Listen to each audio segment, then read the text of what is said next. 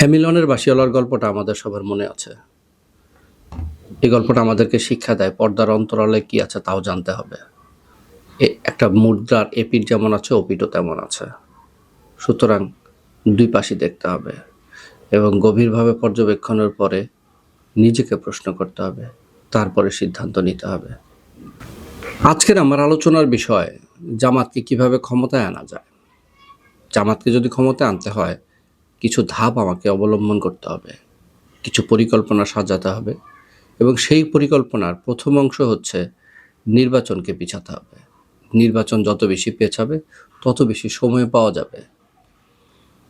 আপনাদের মনে আছে 5 আগস্টের পরে ঠিক 3 দিনের মাথায় বিএনপি একটি জনসমাবেশ করেছিল তাদের পার্টি অফিসের সামনেই। সেই সমাবেশে বিএনপি বলেছিল যে যত দ্রুত সম্ভব নির্বাচন দিতে হবে, যেটাকে নিয়ে সারা দেশব্যাপী ট্রোল শুরু হলো। নানাভাবে বিএনপিকে হেয় করার চেষ্টা হলো যে তারা এখনই ক্ষমতা চায়, ক্ষমতায় গিয়ে লুটপাট করতে চায়। কিন্তু তখন আমরা এটার প্রয়োজনীয়তা বুঝি নাই। আজকে এখন গিয়ে বোঝা যাচ্ছে যত দ্রুত নির্বাচনটা হয়ে যেত তত বেশি দেশের পরিস্থিতি ভালো থাকতো। কিন্তু নির্বাচনকে পেছানোটা খুব জরুরি ছিল। যদি জামাতকে ক্ষমতায় আনতে হয় সময়টা লম্বা হতে হবে। আপনাদের মনে থাকার কথা 5 আগস্টের পর বিএনপি যে সমাবেশটি করেছিল তার একটা বড় অংশ জুড়ে ছিল তাদের নেতাকর্মীদের জন্য আদেশ, অনুরোধ, শান্ত থাকার অনুরোধ। কারণ ফ্যাসিজমের লম্বা সময় জুড়ে সবথেকে বেশি নির্যাতিত হয়েছে বিএনপি এবং তার নেতাকর্মীরা, বিশেষ করে তাদের তৃণমূল। তাদেরকে শান্ত করাটা খুব জরুরি ছিল।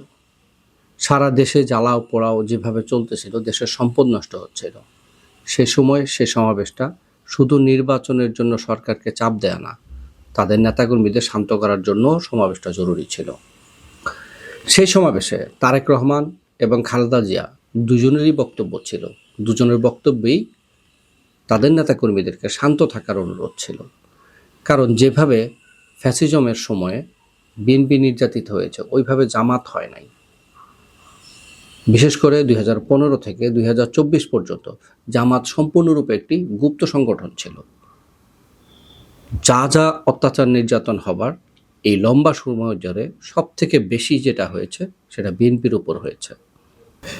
জামাতকে ক্ষমতায় আনার পরবর্তী ধাপ হচ্ছে 71কে ছোট করা, এবং 71কে ছোট করা খুব কঠিন কাজ ছিল না। কারণ ইতিমধ্যেই 71-এর চেতনা, স্বাধীনতার চেতনা বিক্রি করে আওয়ামী লীগ ফ্যাসিজম কায়েম করেছিল। এই ফ্যাসিজমের পুরো সময় ধরে মানুষ 71কে ব্যবহার করতে দেখেছে। সুতরাং তাদের জন্য কাজটা খুব কঠিন ছিল না। তার উপর পরপর ধারাবাহিকভাবে 71-এর বিভিন্ন বিষয় নিয়ে, গুরুত্বপূর্ণ বিষয় নিয়ে প্রশ্ন তোলা শুরু হলো। 71-এ শহীদের সংখ্যা, বীরাঙ্গনার সংখ্যা, 25শে মার্চ, 26শে মার্চ, 14ই ডিসেম্বর, 16ই ডিসেম্বর এবং মুক্তিযুদ্ধ শব্দটাকেও অ্যাটাক করা হলো, যাতে করে এই মুক্তিযুদ্ধের প্রতি মানুষের অনুভূতিকে কমিয়ে দেওয়া যায়।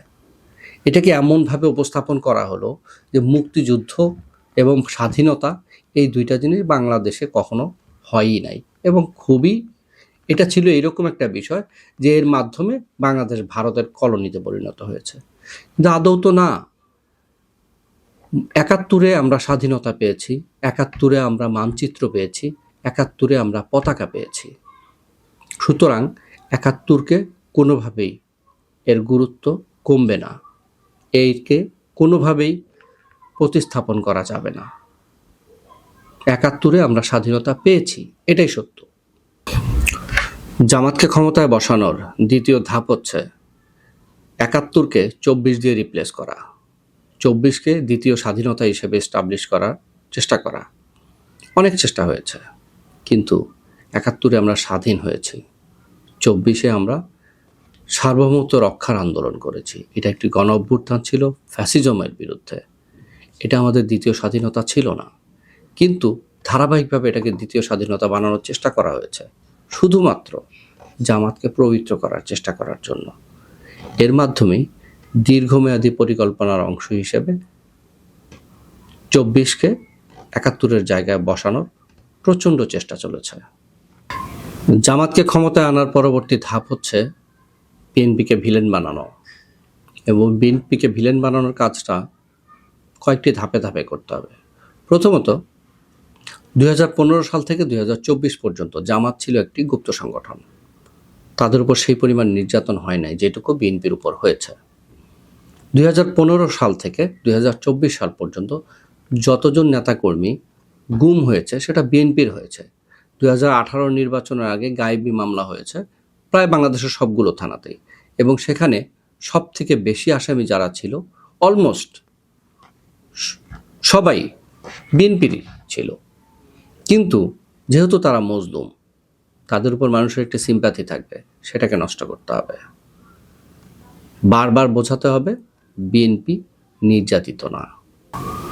আমরা যদি একটু পরিসংখ্যান দেখি, বিএনপির অলমোস্ট সকল নেতার বিরুদ্ধে শত শত মামলা ছিল, এবং বিশেষ করে খালেদা জিয়া অসুস্থ হওয়ার পর থেকে ফ্যাসিজমের পুরো সময় জুড়ে এই আন্দোলনকে নেতৃত্ব দিয়েছেন মির্জা ফখরুল ইসলাম আলমগীর।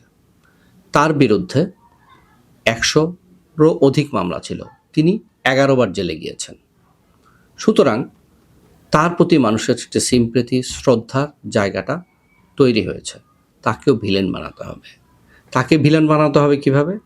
তিনি আওয়ামী লীগের আশ্রয়দাতা, এভাবে ভারতের সাথে আতাত হয়ে গেছে। এভাবে ভারতের সাথে যারা বলে যে বিএনপির সাথে আতাত হতে পারে, আমি বলবো তাদের হয় তারা মিথ্যে বলছে, অথবা তাদের বুদ্ধি প্রতিবন্ধকতা আছে। কারণ সব থেকে বেশি নির্যাতন হয়েছে বিএনপির উপর, এবং এই নির্যাতনের সম্পূর্ণ ব্যাকআপ আওয়ামী লীগকে দিয়েছে ভারত। তারেক রহমান তার ভাইয়ের জানাজা পর্যন্ত পড়তে পারেন নাই, তার মাকে জেলে যেতে হয়েছে, তার মাকে চিকিৎসা নিতে দেওয়া হয় নাই, তিনি দেশের বাহিরে ছিলেন। বিএনপির শীর্ষ পর্যায় থেকে তৃণমূল পর্যন্ত সকলেই শত শত মামলার আসামি হয়েছেন, জেলে গিয়েছেন, এবং তাদেরকে অপরিসীম নির্যাতন সহ্য করতে হয়েছে। অনেকেরই ব্যবসা প্রতিষ্ঠান আওয়ামী লীগ দখল করে নিয়ে গেছে, অথবা তাদেরকে এত মামলা দিয়েছে যে তারা নিজ এলাকা ছেড়ে অন্য এলাকায় চলে গেছেন। সুতরাং মজলুম থেকে বিএনপিকে যদি নির্যাতনকারী বানানো না যায়, তাহলে জামাতের ক্ষমতায় আসা সম্ভব না। সেই জন্য 5 আগস্টের পর থেকে ধারাবাহিকভাবে বিএনপিকে বলা হয়েছে বিএনপি আগামীতে ফ্যাসিস্ট হবে, যেহেতু তারা প্রচুর শক্তি নিয়ে ক্ষমতায় আসতে চায়, এবং যত দ্রুত সম্ভব তারা ক্ষমতায় আসতে চায়, নির্বাচনের মাধ্যমে আসতে চায়, তারা নির্বাচন চায়। এই সব কিছুকে একত্রিত করে বিএনপিকে পরবর্তী ফ্যাসিস্ট হিসেবে দেখানোর চেষ্টা করা হলো, এবং মজলুম থেকে বিএনপিকে নির্যাতনকারী বানানো হলো। বিএনপিকে ভিলেন বানানোর পরবর্তী ধাপ হচ্ছে বিএনপিকে ভারতের সাথে আতাত হয়ে গেছে এই জিনিসটাকে বারবার বলা। যেহেতু অনলাইনে জামাতের একটি ইকোসিস্টেম আছে, তাদের কাজ হচ্ছে সব সময় এই মিথ্যা প্রোপাগান্ডাগুলোকে প্রতিদিন বলা। আপনি যখন একটি মিথ্যাকে বারবার জোর গলায় বলবেন, তখন সেটা ধীরে ধীরে সত্য হিসেবে প্রস্তুত হতে শুরু করবে মানুষের মনে, এবং আপনার নিজের মনের অজান্তেই গেঁথে যাবে যে এটাই হয়তো সত্য। ঠিক এভাবেই মানুষের মস্তিষ্কে বিএনপির প্রতি একটা ভয় ঢুকানো হলো। বিএনপির প্রতি ভয় ঢুকানোর অন্যতম একটি হাতিয়ার ছিল বিএনপিকে চাঁদাবাজ বানানো। বিএনপি চাঁদার জন্য মানুষকে হত্যা করছে। মিডফোর্ডের ঘটনা আমাদের মনে আছে। এমনভাবে উপস্থাপন করা হলো যে এই কাজটা বিএনপি ছিল। পরবর্তীতে আমরা কি দেখেছি? এটা একটা সাজানো এবং দুই পক্ষের অন্তকন্দল ছিল। সিলেটের সাদা পাথর এলাকা, সেখানে বিএনপির যে অভিযুক্ত নেতার নাম এসেছে, বিএনপি তাকে বহিষ্কার করেছে, কিন্তু অন্যান্য দলের নেতা এবং কর্মীদের নামও এসেছে। তাদেরকে কিন্তু তাদের দল বহিষ্কার করে নাই, কারণ বহিষ্কারের মাধ্যমে আইডেন্টিটি চলে আসে যে হ্যাঁ, সে হয়তো তার সাথে জড়িত ছিল। এভাবেই বারবার বিএনপিকে চাঁদাবাজ করা হয়েছে। জামাতকে ক্ষমতায় আনার পরবর্তী ধাপ হচ্ছে ইসলামকে ব্যবহার করা। যেহেতু তারা ইসলামকে ব্যবহার করে রাজনীতি করে, ইসলামপন্থী সকল দলকে যদি একত্রিত করা যায়, ইসলামপন্থী সকল ভোটকে যদি এক বাক্সে আনা যায়, তাতে করে জামাতের বিজয়ী হওয়ার সম্ভাবনা বেড়ে যায়। এতে করে দুটো লাভ, একদিকে তাদের এক বাক্সে ভোট চলে আসছে, দ্বিতীয়ত পরবর্তীতে ছোট ছোট যে ইসলামী দলগুলো আছে তাকে গ্রাস করা যাবে, যেহেতু তারা জামাতের নেতৃত্বে রাজনীতি করতে শুরু করছে। এর মাধ্যমে একসাথে এক ঢিলে দু পাখি মারা হচ্ছে। জামাতকে নির্বাচিত করতে হলে নির্বাচনের সময় নির্ধারণটা অত্যন্ত গুরুত্বপূর্ণ। প্রথমত অগ্রাধিকার হচ্ছে যত বেশি নির্বাচনকে পেছানো যায়, কিন্তু একটা সময়ের মধ্যে নির্বাচন তো হতেই হবে।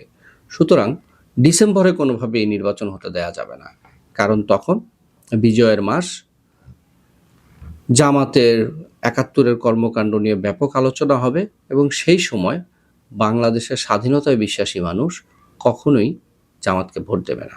সুতরাং ডিসেম্বরে নির্বাচন হওয়া যাবে না। ঠিক তেমনি মার্চেও নির্বাচন হওয়া যাবে না।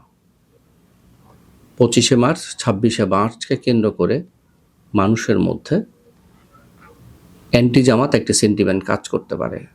উপযুক্ত সময় হচ্ছে জানুয়ারি এবং ফেব্রুয়ারি।